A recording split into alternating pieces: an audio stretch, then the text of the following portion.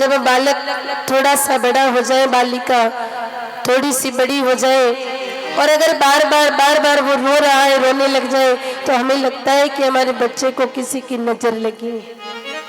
हालांकि कई लोग पढ़े लिखे जो होते हैं वो इस बात को नहीं मानते हैं कि नजर क्या होती है, नजर को नहीं मानते हैं। लेकिन कहीं ना कहीं तंत्र मंत्र में शक्ति तो है। अगर बच्चा बार बार रो रहा है तो इसका मतलब ये है कि हमारे बच्चे को किसी न किसी की नजर लगी है। हो सकता है तबीयत खराब हो, आप हॉस्पिटल ले जाएं, चेक करवाएं, दवाई गोली दे, उसका इलाज करें। लेकिन अगर दवाई देने के बाद भी, इलाज करने के बाद भी बच्चा रोए जा रहा है, रो रहा है, तो इसका मतलब बच्चे को किसी न किसी की नजर लगी है।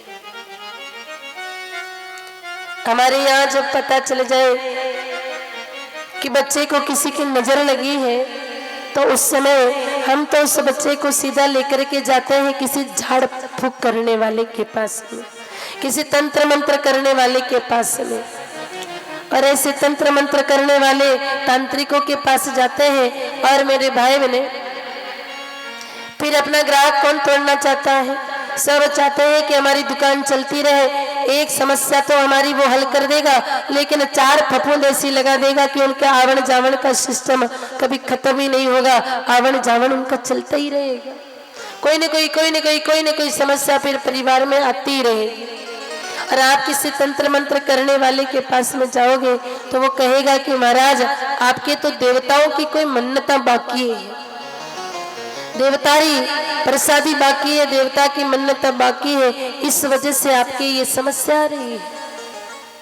देवता तो हमारे माँ बाप हैं, वो हमें सुख देने के लिए, हमारे सनातन संस्कृति में सुख देने के लिए देवताओं की उत्पत्ति हुई है, हमें दुख देने के लिए देवताओं की उत्पत्ति नहीं हुई है। लेकिन फिर भी ऐसे भ्रम हमारे दिमाग में डाल दिए जाते हैं और उसके बाद मेरे भाई बहन, हमारी समस्याओं का अंत नहीं होता है, समस्याएं तो और धीरे धीरे प्रारंभ हो जाती हैं। तो यदि हमें लगता है कि हमारे बालक को, हमारे बच्चे को किसी की नजर लगी है, तो कहीं न ले जाकर के मेरे भाई बहन, हम उन बालकों को लेकर के, हमारे बच्चे को वहीं लेकर के जाए जहाँ मैया यशोदा अपने कन्हैया को लेकर के गई थी। कन्हैया को भी तो मेरे भाई बहन नजर लगी।